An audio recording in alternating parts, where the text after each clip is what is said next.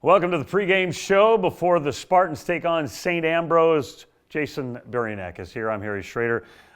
Jason, you guys, I want to talk about last week first. I want to go back before we get to St. Ambrose.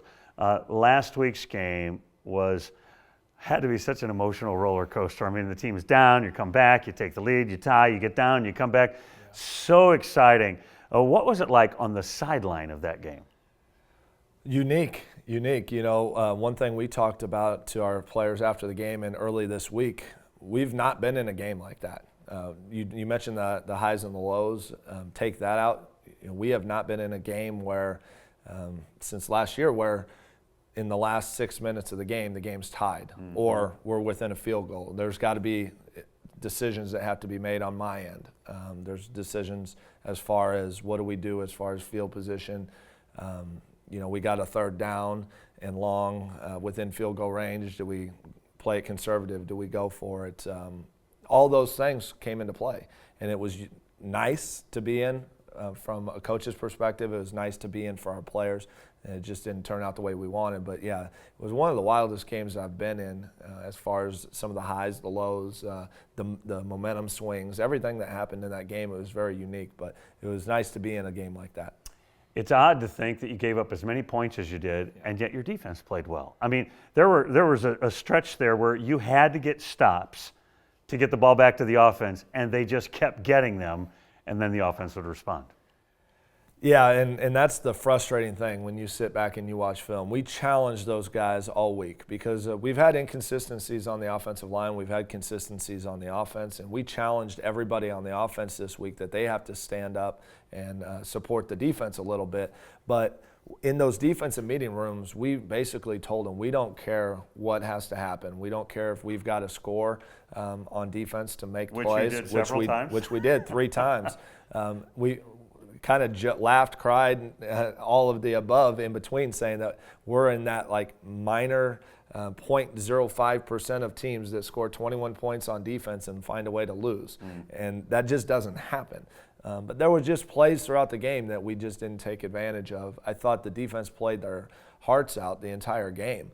The bottom line is, like you said, when we needed a play, we couldn't make that big play. We couldn't make that one stop to get off the field when we needed it. There was some inconsistencies on some of our younger players not doing exactly where they needed to be or being where they needed to be all the time, which led to some of that inconsistency. And you know, at the end of the day, give them a lot of credit. You know, they completed 2 passes over our number 1 corner. And like we told DJ after the game and early in the week, we will take that all day because we believe in him. We know he's a fantastic player. Sometimes those plays are going to go for you. Sometimes they're going to go against you. But we believe in him, and he did everything he could to make that play. So sometimes you just got to tip your hat to the other team and acknowledge that they made some good plays as well. When McGlashan hit that field goal to tie the game, you guys had climbed the mountain, and then there was maybe a hair of a letdown. But I want to talk about, by the way, not a maybe more exciting field goal as I've ever announced. I mean, that was just a blast. I mean, that field goal was spectacular. But you're talking about the defense, and over and over and over, Malik Ross was in the middle of big defensive plays for you guys. Talk a little bit about him. We talked about him a week ago on the show. He just gets better and better and better. We challenge him every week to be better than he was before. Hard to do now. It is hard to do, but he finds a way. You know, Brad, our SID, wrote an article summing the game up and just talked about how Malik was a man on the mission, and you couldn't say it any better. He was. He took that challenge that we produced to the defense during the week and really put it on his shoulders and said, whatever has to be done, I'm going to make the play. And I don't want to make it sound like he doesn't trust his teammates, because he does, but he's just that type of guy that he's, you know, if it's to be, it's up to me. That's his mentality, and he has worked extremely hard to get himself in this position. The shame of it is that he was recognized by our athletic department as Spartan Athlete of the Week. Probably could have been Conference Player of the Week defensively.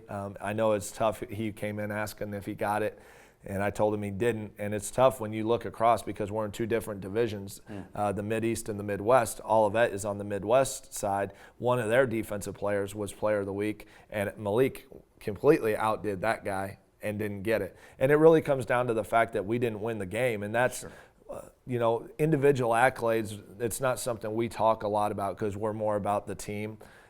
But when you have a performance like what he did, it's great to be recognized individually. And I truly believe that had he been named, had we won the game, he would have been easily named Conference Defensive Player of the Week and probably would have been National Defensive Player of the Week just because you don't see a stat line like that. Crazy numbers. Yeah. He was spectacular.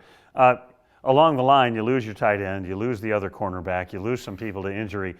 First, let's talk about Kalen Petty, who has arguably been your best offensive weapon all year long, and now he's out. Yeah, he's out. Unfortunately, we lost him for the season. We didn't think it was that bad. Kalen didn't think it was that bad. He knew something hurt. Didn't even think much of it. Thought he rolled his ankle. We sent him in. Doctor sent him in to get an X-ray. Turned out he had a fracture in his leg. They did surgery on Tuesday. Everything went fine.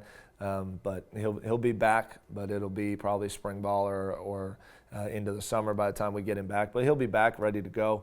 But over these next 3 games, it'd be sure nice to have number 25 out there. So. And then you lost Eddie Calderon, one of your safeties.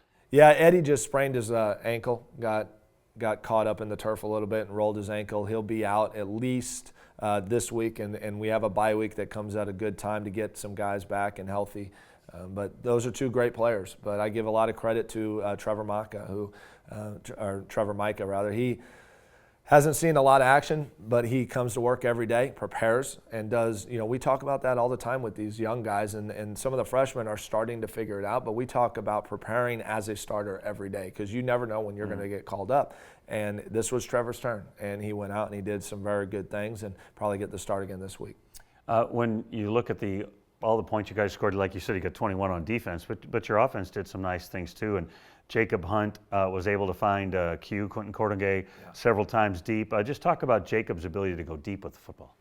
He's got a knack of being very accurate on the long ball, which is very rare. You see guys being accurate, ball placement on those short routes or the intermediate routes, but it's tough to be accurate on those long balls when you're throwing it 30, 40 yards down the field, and he is really good at that. He was able to find the mismatches. We kept urging him all week to take advantage of those one-on-ones that he was going to get. We felt like we could get after their corners a little bit, and with Quentin being 6'4", runs well, has good hands, it was an easy throw for him, and he made it, and Quentin made the play to finish. Totally exciting. Yeah. Boy, those are amazing plays. We had a great Saturday other than the final conclusion. Talk a little bit about St. Ambrose. You go on the road after a couple games at home and a team that's been nationally ranked most of the season. Talk about them. Well, they're a very good football team. They're a lot like St. Francis of Joliet, who we played, in the terms that they're just tough, hard-nosed, good football players. They get a lot of recruits from the Springfield, Central Illinois area, which there's a lot of good football there. They get a lot of kids from Rochester. They get a lot of kids from Sacred Heart Griffin. And those 2 teams in Illinois are winning state championships every year. So they get very good football players that are coached well. They come in with a very good idea of what is going on.